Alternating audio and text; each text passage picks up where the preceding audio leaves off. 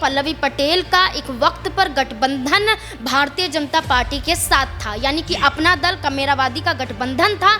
ये गठबंधन 2014 से पहले का था, लेकिन जिस तरीके से पल्लवी पटेल अलग हुई, समाजवादी पार्टी के साथ जुड़ी, तो भारतीय जनता पार्टी पर कई तीखे हमले करती हुई नजर आई। हाल फिलहाल की बात करें तो अपने पिता स्वर्गीय सोनेलाल पटेल को इंसाफ दिलाने के लिए सीबीआई जांच की मांग करती हैं। जहां देखा जाए तो सीबीआई जांच की मांग को लेकर योगी सरकार पर हमलावर साबित होती हैं कि ये। तो क्या अखिलेश यादव से बगावत कर पल्लवी पटेल अब भारतीय जनता पार्टी में शामिल होने वाली हैं?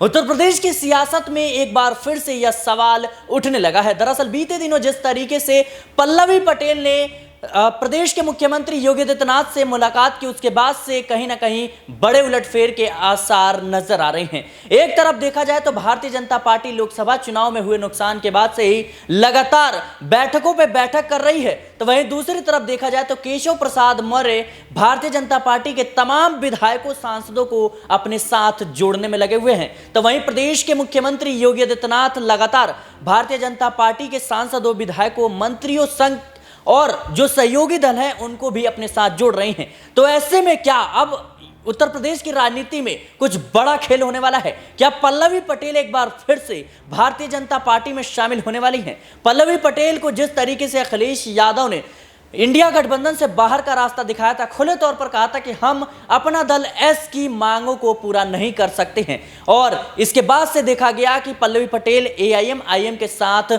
मिलकर चुनाव लड़ती हुई नजर आती हैं, लेकिन उसका फायदा होता हुआ दिखा नहीं। लेकिन अब जिस तरीके से परिस्थितियां बदल रही हैं, तो क्या पल्लवी पटेल अब भारतीय जनता पार्टी में शामिल होती हुई नजर आएंगी? क्योंकि जिस तरीके से योगी आदित्यनाथ से मुलाकात हुई, उसके बाद प्रदेश की राजनीति में यह सवाल उठने लगा है। इस मुद्दे पर बातचीत करेंगे हम नाजमिन से। नाजमिन, कैसे देख रही हैं आप कि जिस तरीके से सियासी उठापटक का जो माहौल है वो कहीं ना कहीं उत्तर प्रदेश में कायम है, और इसी बीच पल्लवी पटेल का योगी आदित्यनाथ से मुलाकात करना, वो भी पल्लवी पटेल वो हैं जिन्होंने केशव प्रसाद मौर्य को सिरातू सीट से हराया था। क्या उत्तर प्रदेश में अब कहीं ना कहीं भारतीय जनता पार्टी के दो फाड़ होने वाले हैं?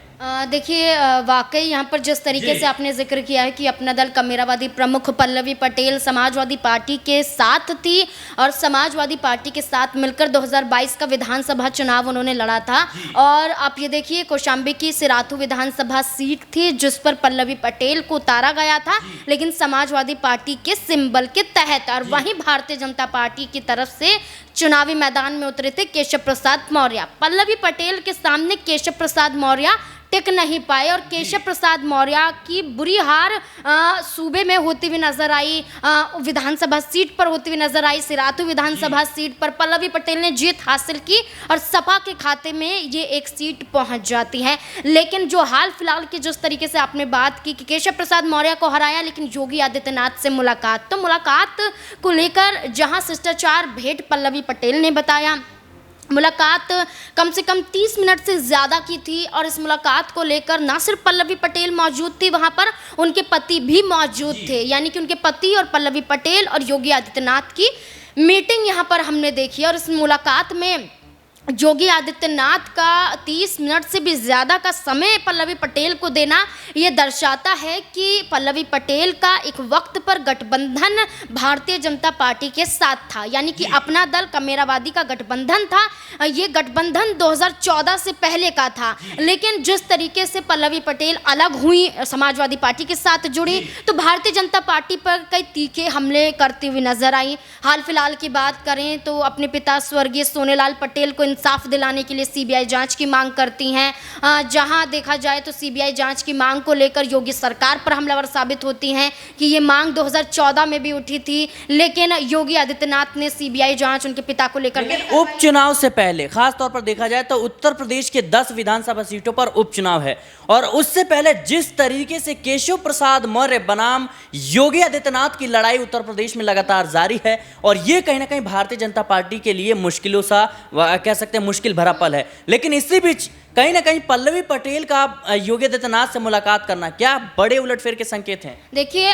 बिल्कुल यही कहा जा रहा है कि जहां भारतीय जनता पार्टी में दो बंटवारे हो चुके हैं, यहां पर औपचारिक रूप से ना सही लेकिन बयानबाजियों के चलते आप देखिए केशव प्रसाद मौर्य की राहें अलग नजर आती हैं, उप मुख्यमंत्री हैं, और मुख्यमंत्री योगी आदित्यनाथ की राहें अलग नजर आती हैं। जहां योगी आदित्यनाथ विधायकों के साथ मीटिंग करते हैं तो वहीं उप मुख्यमंत्री उस मीटिंग में शामिल नहीं होते हैं, और केशव प्रसाद मौर्य से मुलाकात एनडीए के सहयोगी दल करते हुए नजर आते हैं, संजय निषाद मुलाकात करते हैं, ओपी राजभर मुलाकात करते हैं, आरएलडी प्रमुख जयंत चौधरी की बात करें तो कांवड़ का मुद्दा उठाते हुए योगी सरकार को घेरते हुए नजर आते हैं। ये तक कह देते हैं कि दुकानों के आगे नाम लिखने की क्या जरूरत है, हर किसी को अपने कुर्ते अपनी शर्ट पर भी नाम लिख लेना चाहिए, नाम से ही जाहिर होगा। तो यहाँ पर वो कहते हुए नजर आए कि भेदभाव की राजनीति हमने कभी नहीं की और भेदभाव की राजनीति कभी होने भी नहीं देंगे। तो जयंत चौधरी योगी आदित्यनाथ के खिलाफ नजर आए। संजय निषाद का बयान देखें तो वो ये बयान देते हुए नजर आए थे कि बुलडोजर नीति की वजह से अयोध्या में भारतीय जनता पार्टी की हार हुई है। वहीं पल्लवी पटेल की मुलाकात योगी आदित्यनाथ से इस और इशारा करती है कि समाजवादी पार्टी के साथ तो राहें अलग कर ली थी पल्लवी पटेल ने, एआईएमआईएम के साथ जुड़कर चुनाव लड़ा था, लोकसभा चुनाव लड़ा तो गया था, लेकिन अब ये दावा किया जा रहा है कि हो सकता है कि एआईएमआईएम के साथ भी गठबंधन तोड़े, क्योंकि सपा के साथ तो गठबंधन तोड़ ही चुकी हैं। तो ये गठबंधन अब भारतीय जनता पार्टी के साथ हो सकता है और पल्लवी पटेल हो सकता है कि अपनी पार्टी का गठजोड़ भारतीय जनता पार्टी के साथ करवाती हुई नजर आए, और सूबे में जो दोफाड़ भारतीय जनता पार्टी के हैं इसमें सीएम योगी आदित्यनाथ का वर्चस्व बढ़ता हुआ नजर आए। जी बिल्कुल, कहीं ना कहीं योगी आदित्यनाथ को लेकर के लगातार यह बातें कही जा रही हैं कि उनके पास विधायकों का समर्थन नहीं है, लेकिन कहीं ना कहीं देखा जाए तो परिस्थितियां जो हैं वो अलग बयां कर रही हैं। खासतौर पर देखा जाए तो जिस तरीके से कहीं ना कहीं तमाम जो कह सकते हैं कि विधायक हैं, सांसद हैं, मंत्री हैं, करीब 100 से 150 से ज्यादा विधायकों से कहीं ना कहीं मुलाकात कर चुके हैं। क्या कहीं ना कहीं योगी आदित्यनाथ अपनी कह सकते हैं शक्ति प्रदर्शन दिखा रहे हैं? केशव प्रसाद मौर्य भी शक्ति प्रदर्शन दिखा रहे हैं, क्योंकि अब दिल्ली में बैठक होने वाली है उपचुनाव को लेकर के, तो क्या देख रहे हैं आप? देखिए बिल्कुल, शक्ति प्रदर्शन की बात की जाए तो अखिलेश यादव ने भी शक्ति प्रदर्शन किया, ये ऑफर देकर कि आप 100 विधायकों को लेकर आ जाइए और सरकार बना लीजिए। वहीं उपचुनाव है 10 विधानसभा सीटों पर, तो ऐसे में विधायकों के संग मीटिंग योगी आदित्यनाथ की तो होना संभव है, लेकिन जैसी स्थिति उत्तर प्रदेश में नजर आती है, सीएम योगी आदित्यनाथ पर हमला खुद की पार्टी कर रही है, जहां आरोप प्रत्यारोप का सिलसिला देखने को मिल रहा है। ऐसी स्थिति में विधायकों की एकजुटता योगी आदित्यनाथ के लिए बेहद जरूरी है, और यही एकजुटता वो मीटिंग के जरिए दर्शा भी रहे हैं। अब ये देख लीजिए कि 2022 के विधानसभा चुनाव में समाजवादी पार्टी ने कई ऑफर तो दिए, लेकिन भारतीय जनता पार्टी बहुमत के साथ जीतती हुई नजर आई। 200 से ज्यादा सीटें भारतीय जनता पार्टी ने जीती, और यही 200 से ज्यादा सीटें जीतना ये दर्शाता है कि उत्तर प्रदेश में सीएम योगी आदित्यनाथ का वर्चस्व अभी खत्म नहीं हुआ है। सीएम योगी आदित्यनाथ की बुलडोजर वाली नीति, एनकाउंटर वाली नीति, या कहें कि नामों में बदलाव वाली नीति अभी भी मौजूद है, जिससे प्रभावित होकर वो हिंदुत्ववाद वाला एक व्यक्तिगत नजर आता है, योगी आदित्यनाथ का व्यक्तित्व नजर आता है, और इसी के आधार पर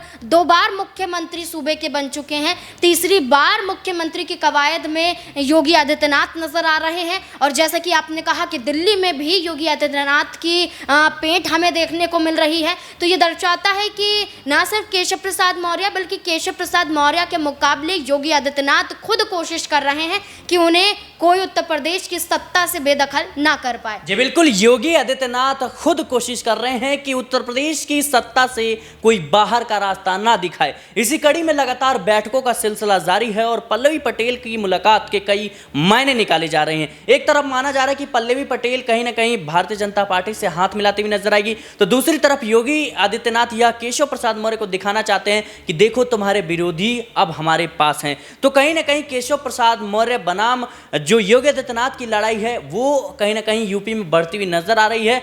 ये भारतीय जनता पार्टी के लिए बेहद नुकसानदायक साबित हो सकता है, खासतौर पर क्योंकि उपचुनाव जो है बेहद नजदीक है। फिलहाल के लिए इस रिपोर्ट में इतना ही। देश और दुनिया की तमाम खबरों के लिए बने रहना नेक्स्ट 9 पॉलिटिकल बाइट के साथ।